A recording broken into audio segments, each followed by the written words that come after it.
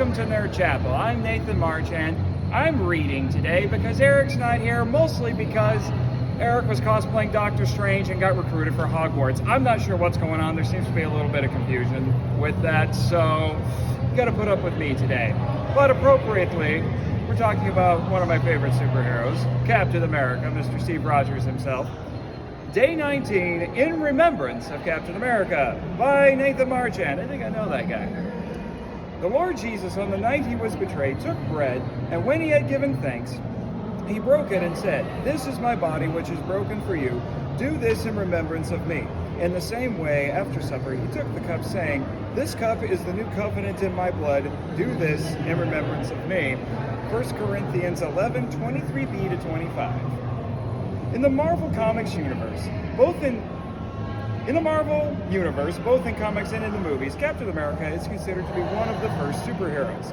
If not the first, he's the one that most of the others look up to as an example of how to be a hero. Not because he's the most powerful, but because he's moral, dedicated, and patriotic.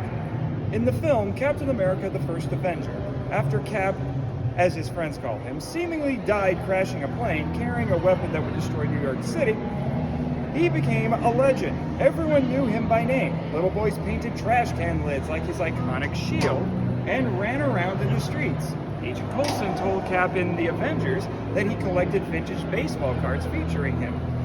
When Cap died after the events of the Civil War comic series in the mid-2000s, he appeared to be buried in Arlington Cemetery with a huge memorial. He was actually laid to rest at sea. Most of the Marvel heroes shared stories about Cap or why they admired him. The world wasn't the same without him. Communion, one of the oldest practices in Christianity, is about remembrance. Much like Cap was memorialized, Christians are commanded to remember Jesus Christ and his sacrifice on the cross. Jesus told his disciples at the Last Supper that he was instituting a new covenant, one made in his own blood. The bread symbolized his body, which was, quote, pierced for our transgressions, end quote, Isaiah 53:5, and the wine represented his blood.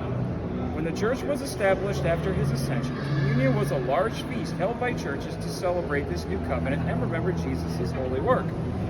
Nowadays, churches practice communion in different ways, ranging from dispersing crackers and small cups of grape juice to the congregation to full-fledged dinners. However, the purpose remains the same, remembering the life, death, and resurrection of Jesus Christ, because he doesn't dress like Thor. Quick reminder. It reminds me of a picture I saw on the internet that featured Jesus talking with Spider-Man, Hulk, and Captain America. The superheroes are listening to him intently, and the voice bubble above Jesus' head says, "And that's how I save the world." So your quest for the day, or the week, read 1 Corinthians 11, 17 to 33.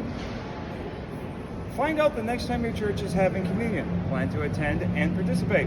Or, if you prefer, you can have communion by yourself with your own grape juice and bread. I recommend reading the above Bible passage and saying a short prayer.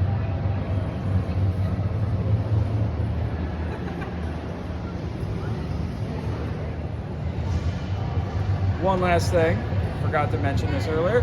Keep up with the Nerd Chapel socials and also follow me at NathanMarchand7 on Twitter. And you can check out my author website, NathanJSMarchand.com, and check out my podcast, Monster Island Film Vault, Henshin Men, and The Power Trip, and also KaijuRamenMedia.com.